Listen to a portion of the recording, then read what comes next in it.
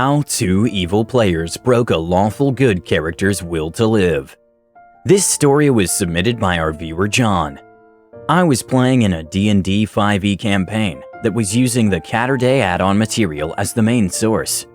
In this campaign, we were race-locked into playing Catterday only. The story had us trying to help stabilize our race, as they were almost extinct after a huge war. This would require us employing diplomatic tactics to try to make friends, seeing as how every other race seemed to hate us. The party roster changed a little bit over time, but settled down on a consistent team of 6. 1. The good barbarian/sorcerer Calcifer. 2. Neutral bard Pashta. Evil, maybe? 3. Rogue Akira. 4. Chaotic evil cleric Nahar. 5. Lawful evil rogue/warlock Rafa. 6. And a lawful good fighter Banjo. I question Akira's alignment, due to the fact that he did not go out of his way to be evil all the time, but would jump at the chance to be a pain now and again. The main characters of this story are Nahar, Rafa, and Banjo. Rafa was a soapbox hero. He would belt his racist rants to anyone who would listen to him about the evils that the other races had wrought upon the Catterday, if given the chance. He was of fallen noble ancestry and carried himself as would be expected in scenarios involving gullible or important people who would bend an ear to his forked tongue. Rafa was one of the first members of the party, along with Nahar, a cleric of the Madness Domain, who was just absolutely crazy. Banjo's player had another character before him, a djinn trapped in a Catterday body, who had a fair amount of influence with the Catterday as a whole.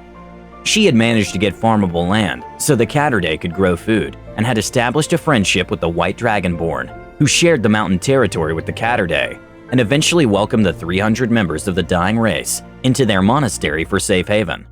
It was about session 7 or 8 when she fell, and Banjo was brought in to replace her. Banjo was the goodest boy that good could be. He met the party and immediately saved our barbarian, who was only able to show up to play now and again, from killing an innocent boy after being possessed by a demonic wish-granting sword. He then set to work on cultivating farmland, which had been left neglected, to help feed the starving Catterday. He was a rustic, blacksmithing, farm-tending, feast-cooking, down-to-earth fella who just fit in with whoever he had the pleasure to meet. He befriended everything from a pirate to an actual sphinx, except Rafa and Nahar. Banjo disliked people who lied and killed, as he did not believe in those things. Rafa annoyed Banjo with his deceitful ways, an ability to slither and lie his way out of any consequences of his actions. Honestly, at first this only really annoyed Banjo.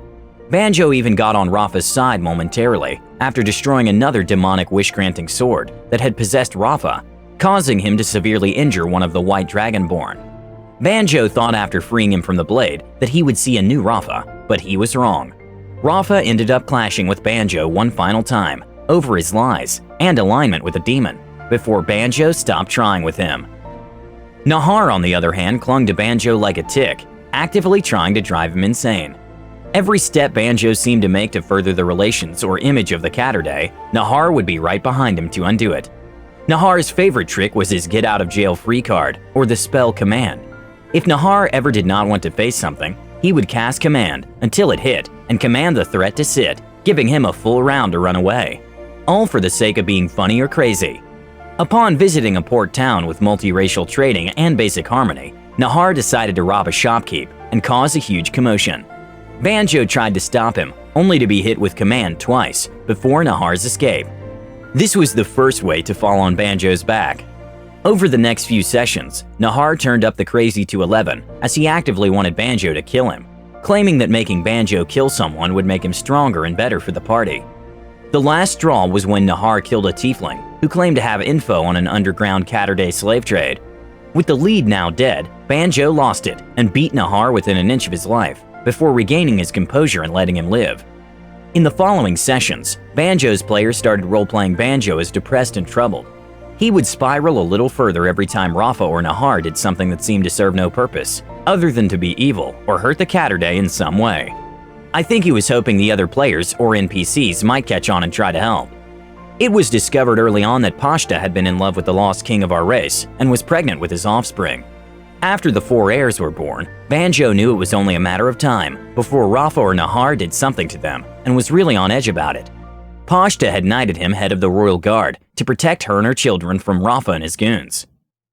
It was the session after this when Banjo died. Banjo had rolled a perception check on Rafa, as he and one of his goons had claimed they were leaving the party to go do something. He saw 4 little baby-sized bags on Rafa's back, and he knew something was up. The children had been under the watch of the Dragonborn elders at the monastery, and Banjo made haste to get to them first, riding the griffin he had befriended many sessions earlier. Upon arrival to the monastery, he told the elders what was coming, and sat in wait for Rafa to arrive.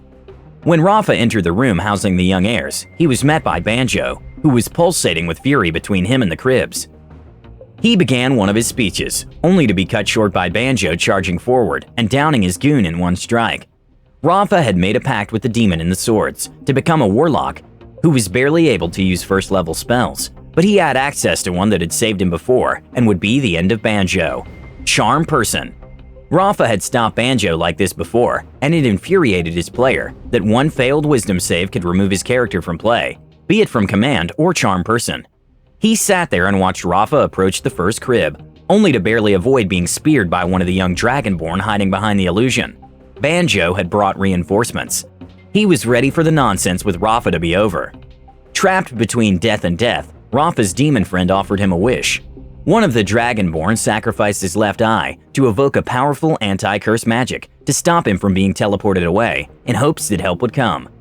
Before help did manage to arrive, the demon overpowered the young Dragonborn, and Rafa slipped away with the heirs. Banjo walked to a nearby ledge overlooking a steep drop down the mountain. The weight of Rafa and Nahar, and all the stress and anguish that he had been drowning in, had finally become too much. He uttered his final words: "Evil always wins." It should be noted that Banjo's player actually had no issues with Rafa's player. He had built Rafa to do a job, and was damn good at doing it. The party ended up having a discussion where Rafa's player asked if they were tired of Rafa's angst, and if he was holding up the story.